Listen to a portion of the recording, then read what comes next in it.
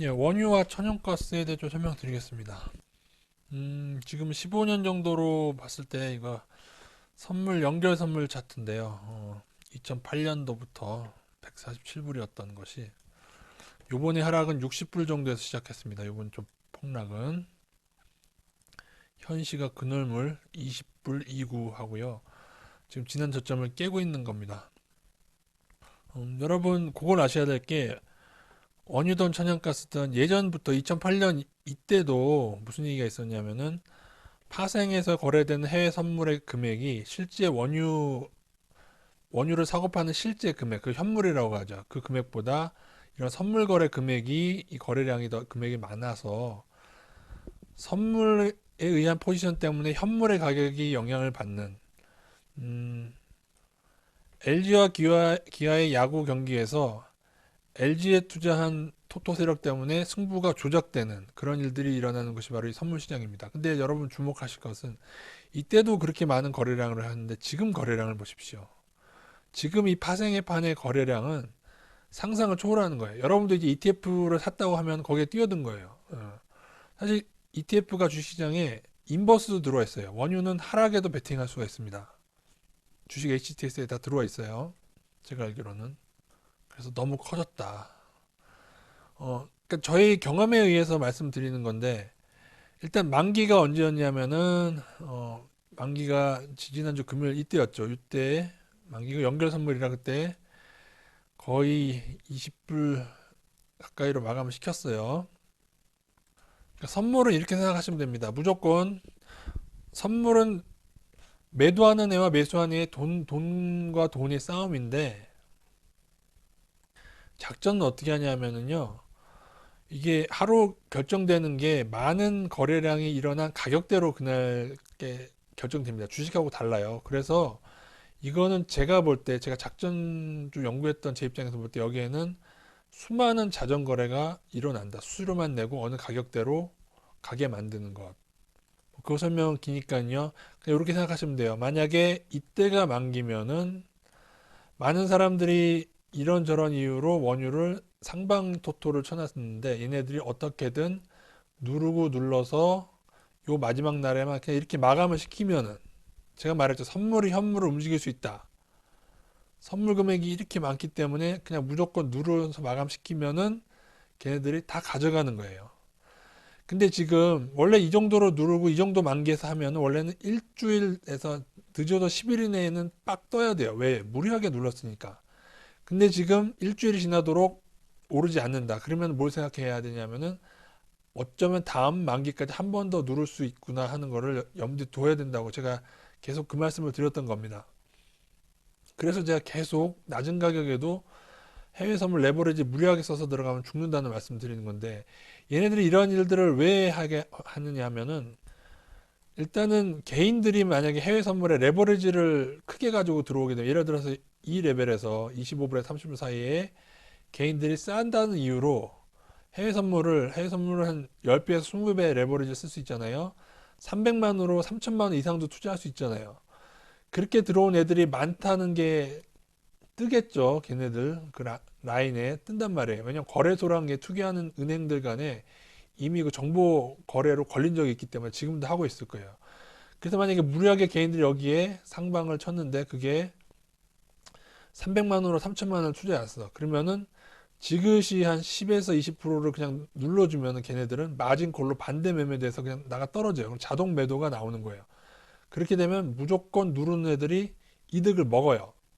그냥 이해 안 되시면 그냥 그렇다고 알고 넘어가시면 되고요. 그리고 또 하나, 지금 많이 하락한 데서 원유 ETF가 너무 많이 들어오게 되면 이제 얘네들도 생각을 하는 거죠. 아, 또 상방이 많이 들어왔네.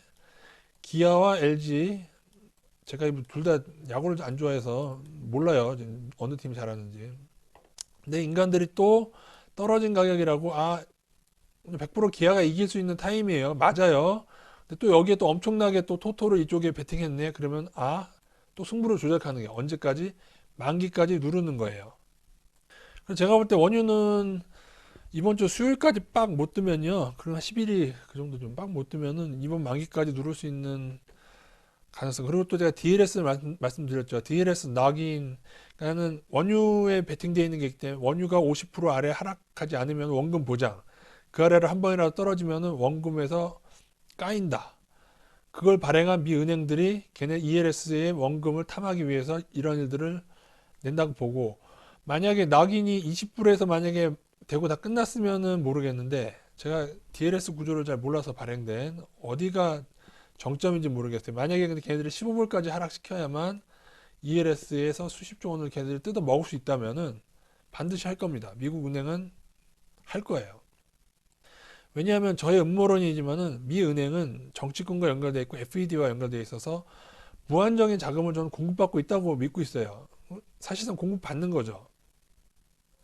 그래서 이들을 단기적으로는 절대 이길 수 없다. 그러나 몇 개월에 걸쳐서 긴 기간으로 봤을 때 이거는 그냥 단기적인 플레이지. 어, 미국도 원유를 생산하는 마당에 예를 들어 뭐 1년 동안 20불 막 20불 아래로 간다. 그러면 얼마나 미국도 손해가 되겠어요. 그래서 이거는 월가의 탐욕에 의한 그런 것이다. 그리고 여러분이 계속 쌀 때 사 모아서 가지고 있는데 그거는 이제 올해 중으로 오를 때 팔아야 돼요. 예를 들어 그걸 2년, 3년 들고 있는다고 하면 ETF는 롤오버 손실이 있어서 걔네들이 만기에서 넘어갈 때마다 걔네들이 매수 매도를 하면서 ETF를 이렇게 뿌려주는 거거든요. 그때 지들이 일종의 수수료격으로 받는 거예요. 물론 받는다고 밝히진 않았는데 그렇게 계산해야만 설명되는 ETF가 선물을 못 따라가는 수익률을 못 따라가는 그게 존재한다는 말이죠. 장기로 봤을 때. 단기로는 크지 않아요. 그래서 지금 보시면은 지난 저점을 깨고 있기 때문에 오늘 이렇게 마감이 될 경우에 뭐 장중이긴 하지만 마감이 되면은 사실은 이게 연결 선물이라서 그렇지 연결 선물로 보면 안 되거든요. 이미 어제 깼어요. 연결 선물 아닌 걸 봤을 때 깼잖아 여기. 요 날이 만기였는데 요번 월물을 여기였는데 깼어요. 이미 어제 깨서 무리하게 들어오신 분들은 손 좀 줄여야 돼요. 줄여야 돼. 근데 이건 정석이에요. 그러니까 제가 아는 정석이에요. 제가 경험한 정석이지, 물론 100% 맞지는 않겠지만은, 일주일 내에 못 두고 저점 깨면 일단 줄이고 다음을 봐야 되는데, 그러나 어차피 분할로 들어가 있고, 아직도 더 투자할 여유 자금 있으신 분들은 굳이 줄이실 필요는 없어요. 왜냐하면 어쨌든 뭐 15불까지 떨어지든 어쨌든 간에 나중에 빡 뜨면 30불 이상 뜰 거기 때문에, 뭐 그걸 저희가 언제 뜰지 모르잖아요. 그러니까는 무리하게 줄이지 않아도 되는데 단 무리한 투자자는 줄여야 되고 무리한 선물 투자자 300만 원으로 3천만 원 막 5천만 원 투자하시는 그런 분들은 제가 볼 때 죽을 수도 있습니다. 이 마진콜 당하는 걸 죽는다는 표현을 쓰죠. 내추럴 개수는 만기가 좀 달라요. 지난주 금요일 날 만기였고 그래서 이번 주 일주일 내에 사실 이렇게 많이 눌렀다면은 뜰 가능성이 있는데 얘네도 모르죠. 또 거래량도 많이 어, 근데 내추럴 가스는 거래량이 연결 선물로는 별로 없네요, 요즘에. 차라리 이렇게 판돈이 작아지면은 빡 뜰 가능성이 좀 있긴 하죠. 어쨌든 천연가스도 15년 가보면은 이렇습니다. 한때 진짜 13불 넘었을 때도 있었어요. 13불, 그때 2008년도 원유랑 같이 올랐을 그때죠. 그리고 지난 저점이 1.6불. 지금 그걸 깼어요.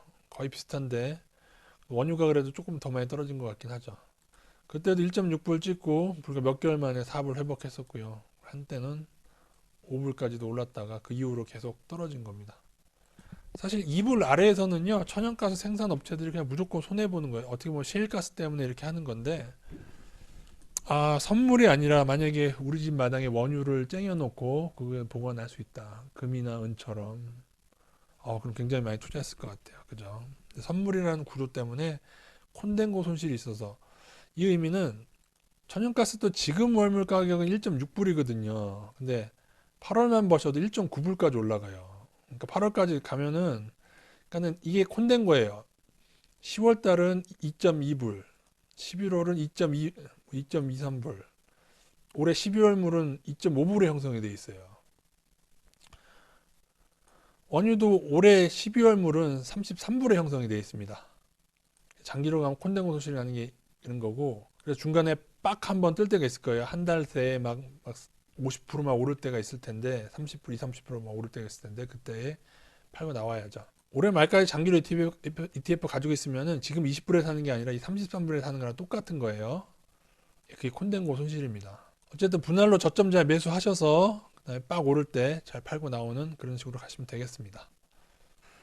그리고 다시 한번 말씀드리는데 원유나 천연가스 ETF나 ETF 장기 투자는 좋지가 않아요.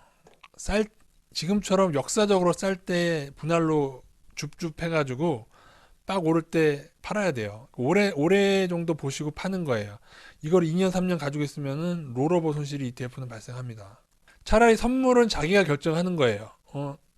이 12월 월물이 33불에 형성돼 있으면은 올해 12월 달에 나는 33불보다 높을 거라 생각하면은 매수 투자하고 그것보다 낮을 거라 생각하면 매도 투자하면 돼요. 그건 이 선물은 어찌 보면 다이다이 조금 그래도 공정해요. 근데 ETF 같은 경우에는 이런 콘덴고 손실 만기 넘어갈 때마다 지들이 수수료격으로 뛰는 손실 또 선물과 또 이격 매수세가 너무 많으면 또 높게 형성되는 그런 이격 손실 같은 게 있기 때문에 물론 이 모든 게 다 반대의 경우도 있어요. 반대의 경우도 있었어요. 왜냐하면 하회 선물은 별로 안 올랐는데 ETF는 빡 먼저 이상하게 급등하는 경우도 있었는데요. 어쨌든 간에 조금은 왜곡된 현상이 있기 때문에 ETF의 장기 투자는 거의 100% 손실 나는 경우가 많다. 그래서 지금처럼 저점일 때 싸게 잘 저점까지 사 모아서 한번 빡 올랐을 때 그때 분할로 팔고 나가는 겁니다. ETF 원자재 ETF 장기 투자 안 됩니다. 단 금의 경우에는 조금 요 콘덴고가 이런 것들보다 천연가스가 사실 제일 심하고요. 왜냐하면 그거는 계절이 있기 때문에 겨울에 엄청난 콘덴고가 발생합니다. 근데 금은 조금 콘덴고가 적긴 합니다. 근데 금도 어느 시기 너무 폭락하거나 폭등하게 되면 그것도 콘덴고가 백워드 시장이 존재하니까요. 이런 좀 숙지하시고 잘 투자하시기 바라겠습니다.